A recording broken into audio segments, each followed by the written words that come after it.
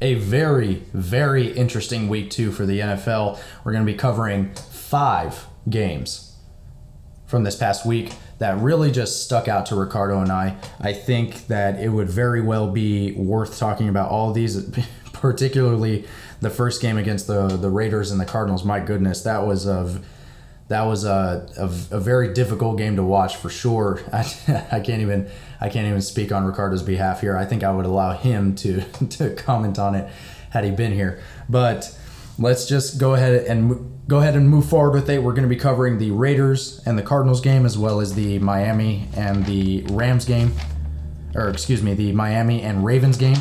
On top of that, the Patriots and the Steelers, then the Eagles and the Vikings, and the Jaguars and the Colts. The Jaguars definitely starting to look like a much better team than they did during week 1. So we'll continue to see how they progress moving forward. With all that, I am Jose, and welcome back to RJ Talks.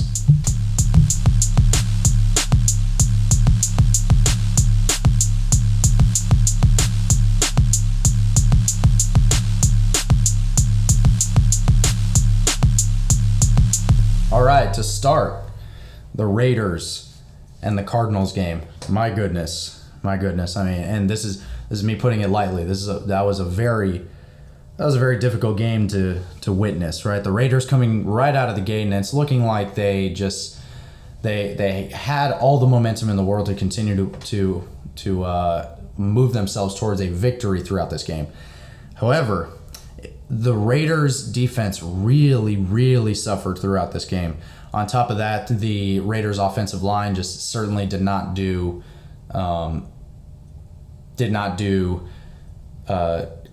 Carr any favors. So it also seemed like the running backs as well, or just the receivers as well, would just drop the ball at very crucial plays. So not a whole lot of things that we can really say other than it just seemed like a huge fluke for the Las Vegas Raiders, as well as just a very bad win for the Cardinals too. It just seemed like neither one of them deserved to win that game. Neither one of them deserved to win that game. If they both could have lost, I think that would have been, a more accurate outcome. And if Ricardo was sitting next to me, he would definitely repeat those sentiments as well. But aside from the biggest mistakes, or rather the unprofessional mistakes, we'll call them that. Aside from the unprofessional mistakes, we have these to really blame for it. They're bad defensive plays for both of the teams, like huge yard gains for the Raiders offense. Right, and because the Cardinals defense was just not really on it. They weren't very aware of what exactly was happening around them. On top of that, too, the Raiders at the same time were also having that same difficulty. However, they were having more difficulty tackling than the Arizona Cardinals were throughout the game. Now, particularly with stopping the run, because my goodness, the Arizona Cardinals were very much just running the ball, and it seemed like that the run blocking just really wasn't there for Las Vegas. All right, so now there is a spotlight placed on Zach Ertz as well as Greg Dortch once again, going from week 1 to this week. There is a spotlight on Zach Ertz as well as Greg Dortch, who just again proves himself to be a playmaker for the offense. Greg Dortch specifically, right? So he's the one that's really starting to become the number one receiver for Kyler Murray while DeAndre Hopkins is out. Now Greg Dortch looks very fast as well as very capable with his hands. So I think, and Zach Ertz is a solid number 2 in the tight end position. So we'll continue to see how Kyler Murray utilizes those weapons. There's really not a whole lot more that I can say from the Raiders and the Cardinals game. Honestly, it would be much better to show it to you. Right, so I think if you have an opportunity, just go ahead and watch the highlights for that game. It is just I can't really put it into words. Really. You would just have to go watch the game. Go watch the game. All right. Now the next game is the Miami Dolphins versus the Baltimore Ravens. Tua continuing to make a statement with his new wide receiver duo, right? And that duo is Jalen Waddle as well as Tyreek Hill, right? So last week we were talking So for week 1, we were talking about how Tyreek Hill really just caught the New England defense off guard in their season opener. However, it's looking like he's also putting the stop on the Baltimore Ravens defense as well. Granted, the Baltimore Ravens defense is not as strong as it used to be a few years back. However, they're still a force to contend with. Right, so they're not anybody to really turn your heads away from. So with Tua making a statement to the NFL for those 2 wide receivers, I think for sure it's going to continue to be that way, right? Unless they come against a very elite defense, and that'll be something to look forward to throughout the season. Now, Tua's still seen making the very flashy plays when it's unnecessary as well that lead to interceptions, right? So Tua making just these deep throws to Tyreek Hill and just kind of hoping that he's there. He is not an accurate of a passer as Patrick Mahomes, right? That's not to say that Tua is that much worse than Patrick Mahomes. However, he is not as accurate of a passer as Patrick Mahomes. So it seems as though Tua, there are some plays where this doesn't happen very frequently, but there are moments where this happens, right? Where Tua is making these very grandiose plays, these very flashy plays, as Ricardo and I like to call them, and it's just those are the quarterback. That's what separates Tua from Patrick Mahomes, is the fact that those flashy plays are meant to be used in a certain air raid offense, and that air raid offense is definitely one that Patrick Mahomes is very attuned to, and Tua is not.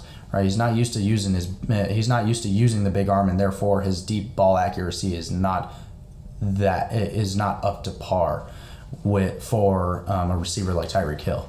Right now, with Tyreek Hill, right, he's able to get as open as he possibly can. However, when the defense starts to catch on and they start putting 2 guys, hell, maybe even 3 guys on him, and Tua is still continuing to choose to make those flashy plays, it ends in a turnover. And then the interception, and the ball comes the other way. So I just really had to make a point on that. However, I'm not saying that Tua is the worst quarterback in the NFL. He most definitely is not. However, he cannot continue to make decisions like that throughout the season. The receivers are definitely making it much easier for Tua in their curl and in routes, right? So curl routes are when, for those of you that don't know, are when the receivers just run it straight down the field and they just stop immediately and they turn around. All right, so this is in an attempt to confuse the cornerback or the defender that is covering them, that they're just going to be running it straight. And then if a receiver is good enough, then he can stop his momentum close to right away, right, and then turn right back around. So that way the quarterback can make a quick pass over to that receiver at that moment in time where he's just able to scoop it up. All right, so with the speed and the technique that both Tyreek Hill as well as Jaylen Waddle have, it's very easy for them to catch defenders off guard, and therefore it's very easy for Tua to start picking up on the fact that Tyreek Hill and Jaylen Waddle are able to get open for him. All right, so it's making his job much easier. So, and in routes as well. So when a receiver is just running a basic in route, they're running about like 5 yards up. It just depends on how deep the pass is. Running about 5 to 10 yards up, and then hitting left if they're on the right side of the offensive line, or they're cutting in to the right if they're on the left side of the offensive line, and it's a sharp cut in, right? So the fact that Jaylen Waddle and Tyreek Hill are able to make those very elite moves is not surprising at all, considering the fact that those two wide receivers are, one, very fast, and two, very technical. All right, so Tua is starting to look like a much better quarterback than he did last year, simply because the addition of Tyreek Hill has definitely been to his benefit. All right, now moving on to the Ravens, right? So the Ravens did not look horrible this game, right? They really did not look that bad. Okay, now Lamar Jackson is really starting to come into his own. If anything, we might be able to make the assumption right now that he could very well be the best quarterback in the NFL this season, simply because of his growth, right? If you look at his rookie season as compared to now, he, number one, runs much less. Number two, does not break out of the pocket very often. And no, so he has become much more of a pocket passer. And number three, his accuracy has improved considerably. All right, so the fact that Lamar Jackson is really looking like he's starting to come into his own in week 2, wow. I mean, I can only imagine how he's going to continue to look throughout the rest of the season. Granted, we've already talked about this in our mini-series when we got to the AFC North, which is their division, that the Baltimore Ravens have a very easy schedule this season. So it probably the easiest schedule out of the entire NFL. Now, there will be a lot of games that are inexcusable for them to lose. However, with the fact that these teams are starting to come out of nowhere, the Jaguars as well as the Miami Dolphins, with the improvements that they have made from last year to this year, the Baltimore Ravens may have a bit more of a run for their money than they had previously believed. However, Lamar Jackson is looking like he is stepping up to that challenge most definitely. He's realizing when to run and when to pass from the pocket. All right, he's very observant and he's very, very good at reading the defense. So, which makes him a very prominent threat for the opposing team, because you never know if he's going to run it or you never know if he's going to pass it. And we already know that he is an elite runner and he is only getting better as a passer. So the fact that he is becoming as versatile as he is becoming, he's going to be a great threat for any defense that goes up against him. All right. So I definitely had to mention that. Right now, here's one thing: the conversion rates definitely did suffer for Baltimore. There were a lot of 3rd and long plays throughout the game. Not even 3rd and long, but just 3rd down plays that they had to make. Right now, it's early on in the season, right? So I'm not going to knock them down too hard. But the Baltimore Ravens definitely do need to cut down on their increase their conversion rates quite a bit, right? And it just seemed like they took a bit of a dive this game. And they didn't look terrible. However, that may be an improvement area for that team. Now, like I was saying, Lamar Jackson, great, unpredictable, all-around talent. And the reason why I say unpredictable is because his pattern of growth is not unpredictable. Him as a player throughout the game is unpredictable, because you do not know what he's going to be running the next play, right? You don't know if he's going to be running it, and you don't know if he's going to be passing it from the pocket, making it more difficult for the defensive line to get anywhere near him, right? So the fact that Lamar Jackson is really starting to look this good in week 2, oh man, I'm very, very excited to see. Myself and Ricardo are very, very excited to see how he continues to progress. All right. Now, as I mentioned before, the Ravens defense is not as strong as they once were, right? They're going against elite talent, but they're still allowing wide open offensive looks where defenders were at a distance of like 10 to 15 yards away from Tyreek Hill and Jalen Waddle. Now, I would excuse like 5 yards away, because maybe that was just a bad read, right? But when it's consistently happening like this and it's against this kind of elite talent, you would think that the defense would just be a bit more cognizant. That this is probably the defensive play calling. That I'm not going to knock the players too hard, because that just does seem like an error on the defensive play calling side of things. In other words, the defensive coordinator for Miami, if I can't remember who that is right off the top of my head, but that D coordinator really is really going to have to start knowing what they're getting into going into the next few weeks. So that way they're not caught off guard like this again by elite talent that is Tyreek Hill as well as Jalen Waddle, right? Because they are some of the best receivers, but they're still going to be going up against some tougher talent pretty soon throughout the rest of the season. So I would say just, oh man, I mean we can't be making bad plays making bad calls like that if we were the Baltimore Ravens. Now, I'm going to take a short intermission here, so do not go anywhere. As soon as we get back, we're going to be talking about the New England Patriots and the Steelers, the Eagles and the Vikings, as well as the Jaguars and the Colts. So do not go anywhere.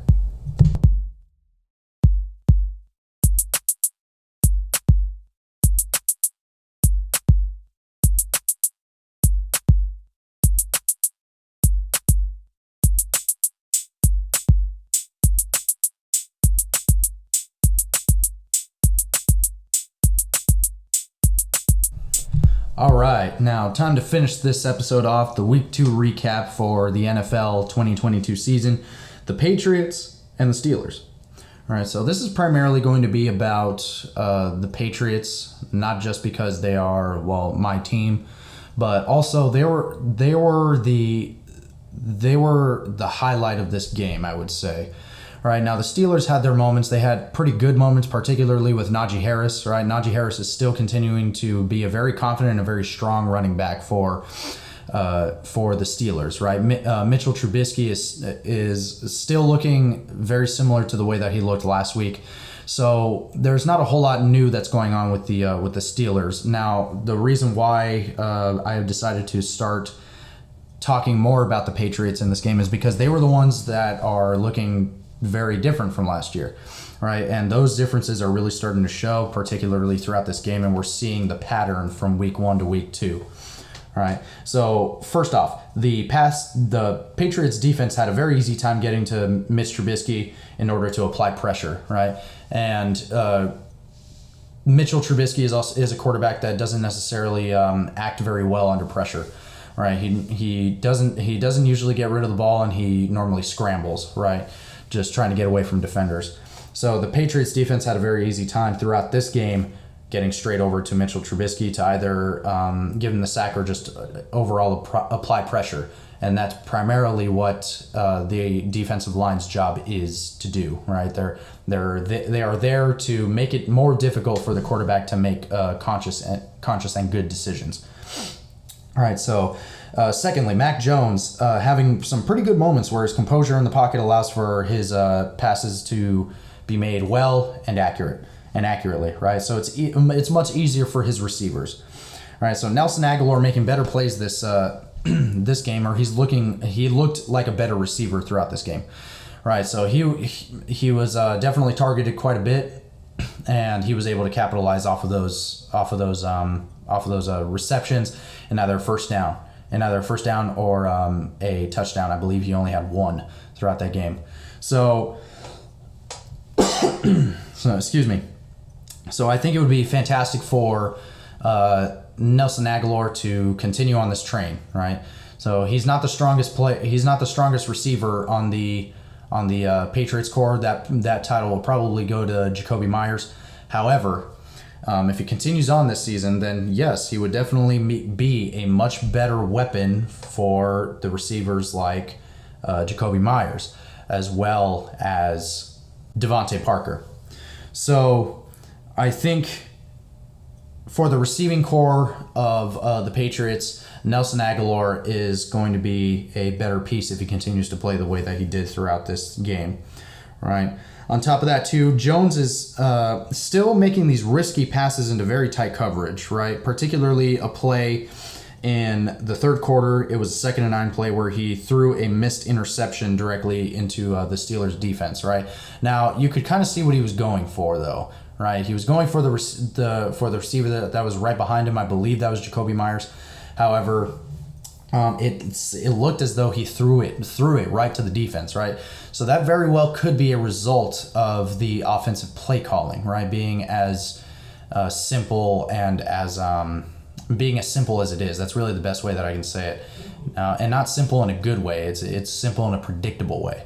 All right, so I think the Patriots' offense is really will continue to struggle throughout the season, and if worse comes to worse, they're not even going to be making the playoffs. Right now, I'm not going to project myself into the future that far. However, if they continue to play like this, like I was saying last week, it's just going to be very concerning for the New England Patriots organization or the team as a whole.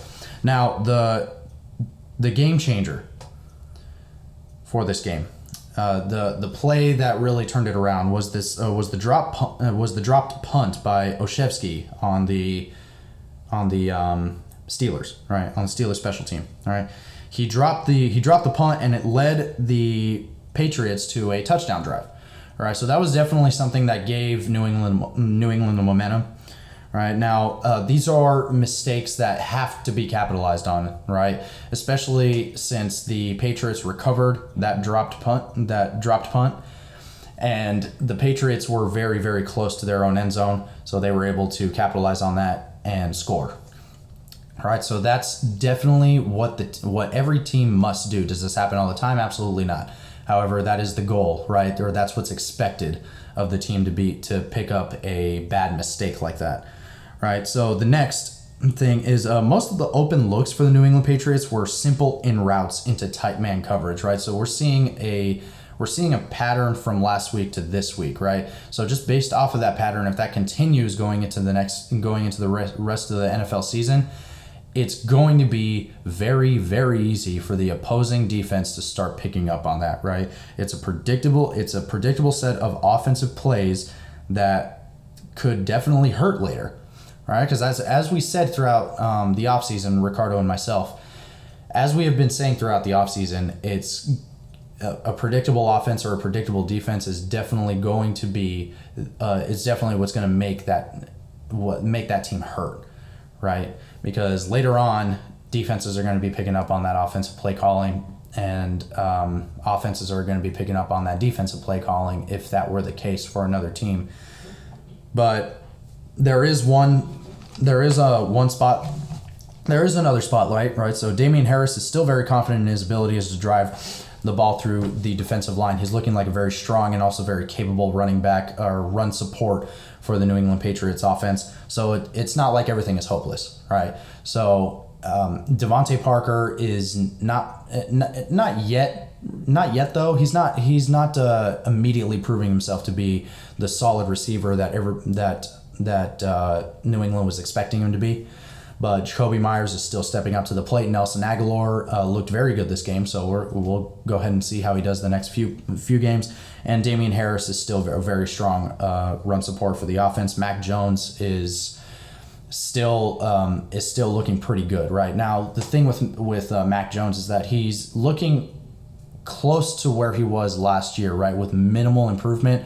Now, I'm not going to bash on Mac Jones too much, only because from last year to this year, there are definitely huge differences in the offensive play calling, so I'm not going to put everything on Mac Jones. I mean, although he is the leader of the team and he's the leader of the offense, there are just some things that are very much out of his control, and that's coaching as well as ownership decisions, right? So those are things that are completely out of his control. He can only do so much, right? So, and Mac Jones is definitely doing what he can, right? He's for lack of a better way of saying it, he is surviving, right? Now, if he continues to tread water throughout the season, I would hate for Mac Jones to be discouraged, right, or continue to be discouraged. Okay. Now, moving on to the next game is the Eagles and the Vikings. My goodness, I was very, very pleased watching this game because the Philadelphia Eagles, right, are looking much better than Ricardo and I could have ever predicted.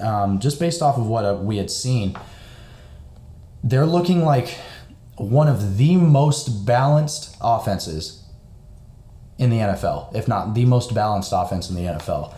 All right, you never know when they're going to run it, and you never know when they're going to pass the ball, right? And technically, they have three runners now. They have their two in the backfield as well as Jalen Hurts himself. All right, so you never know if Jalen Hurts is going to be running it or if their running back is going to be running it. I can't remember off the top of my head who the running back is. My apologies. But either way, it's very unpredictable, and it's just very, very, very exciting football. I love it. I love it. And if Ricardo were sitting next to me right now, he would definitely say that as well. Now, Jalen Hurts realized from the last year to this year, there's no excuse for him not to deliver consistent, reliable plays.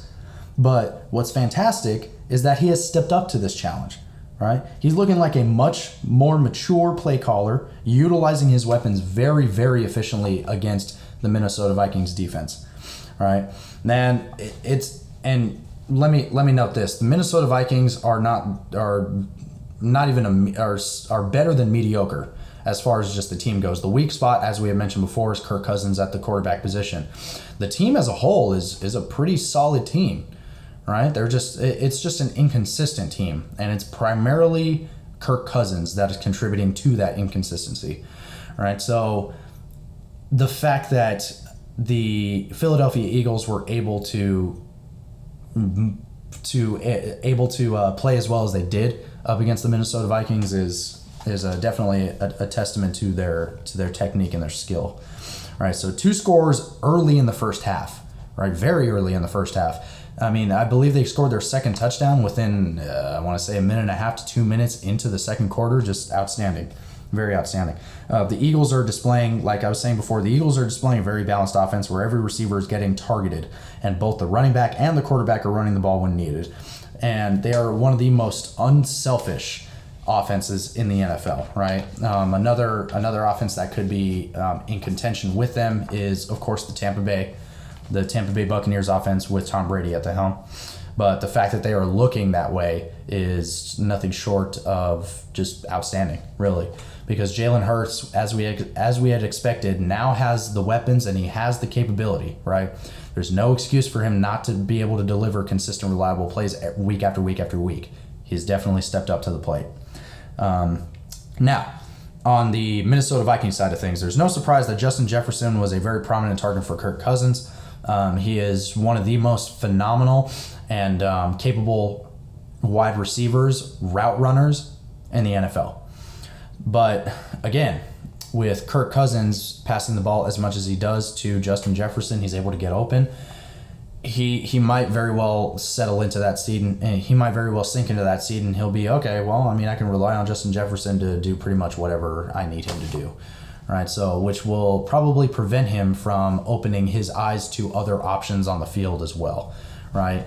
When we're comparing them to the Philadelphia Eagles offense, there's no question that there is more of a focus on one receiver as opposed to everybody, right? The Eagles offensive play calling literally calls for everybody to get the ball at least one time, right? Because everybody's just able to get open at least once. Right, there's no receiver throughout the game that is blocked off the entirety of the game unless you're playing against the best defense. I mean, one of the top 2-3 defenses in the NFL.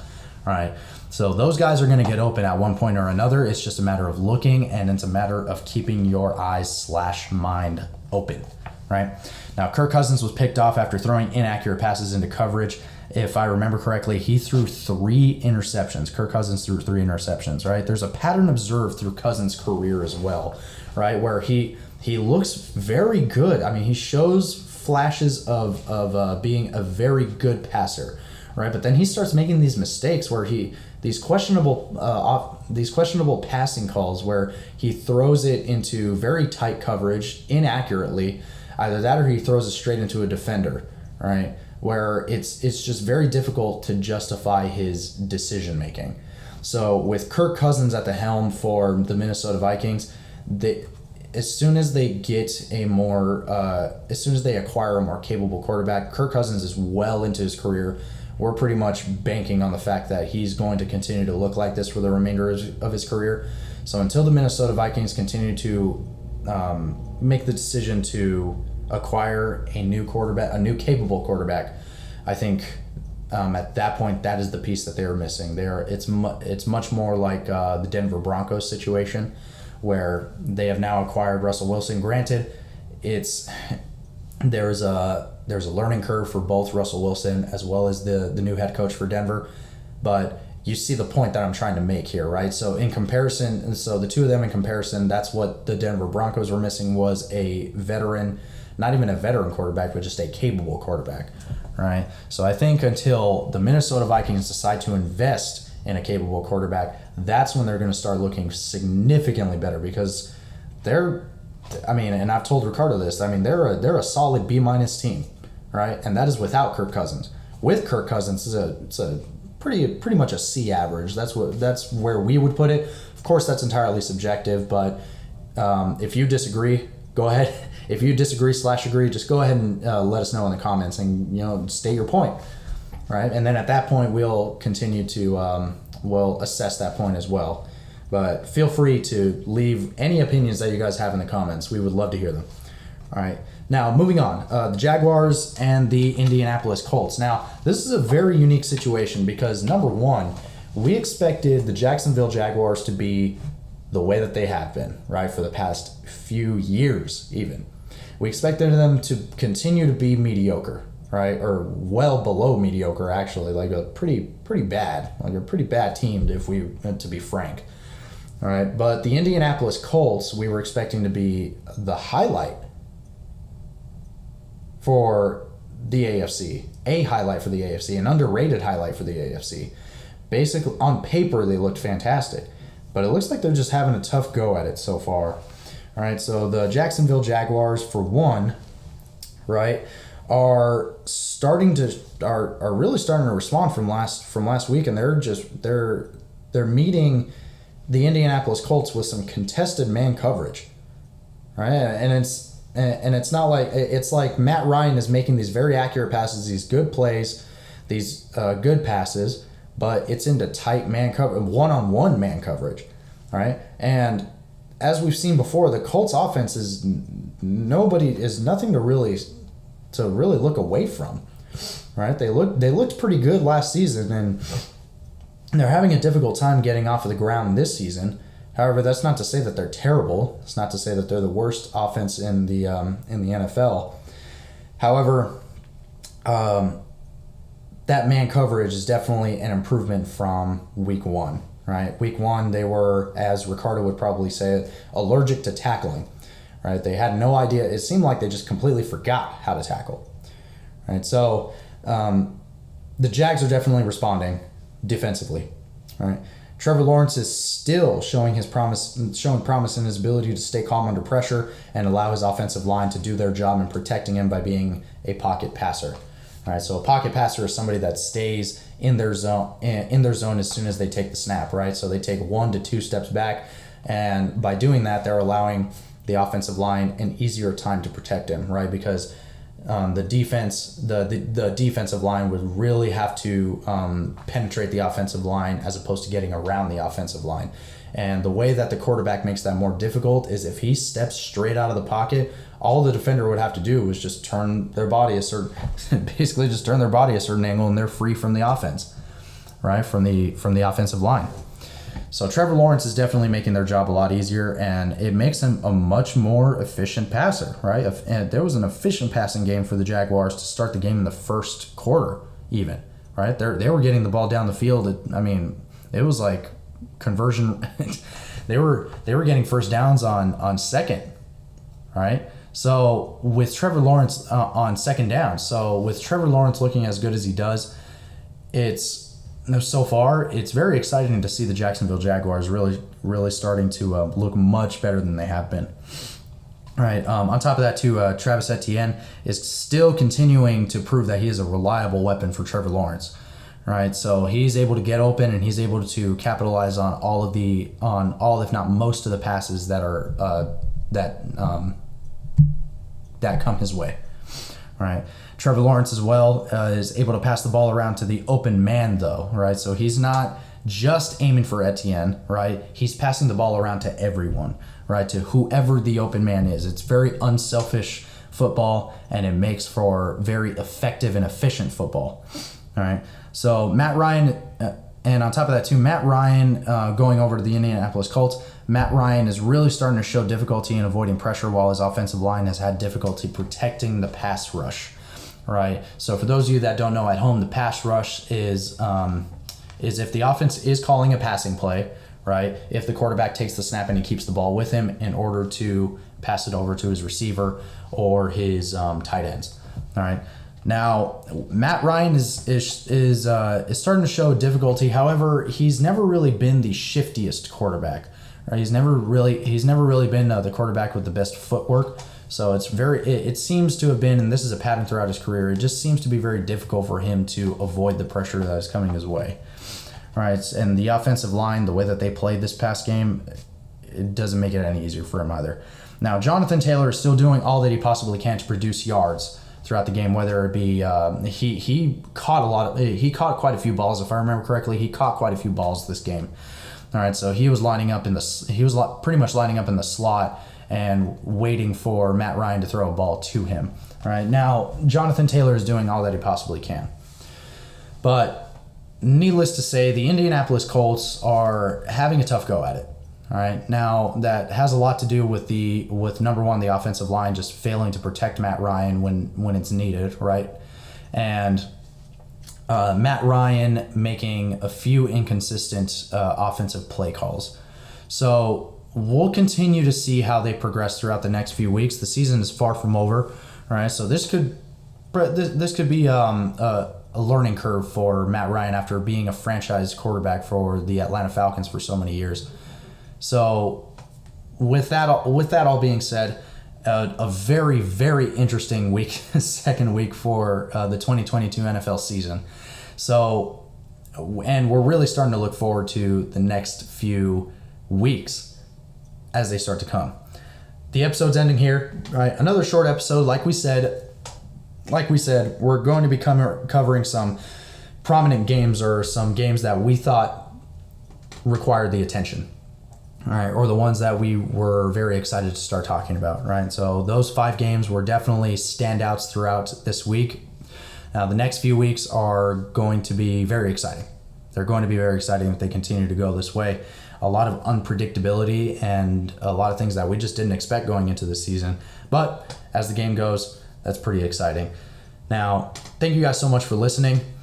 If you like what you hear, go ahead and follow our Instagram at rjtalks_11 and go ahead and subscribe to our YouTube channel, RJ Talks. Thank you guys so much, and we will see you next time for week 3.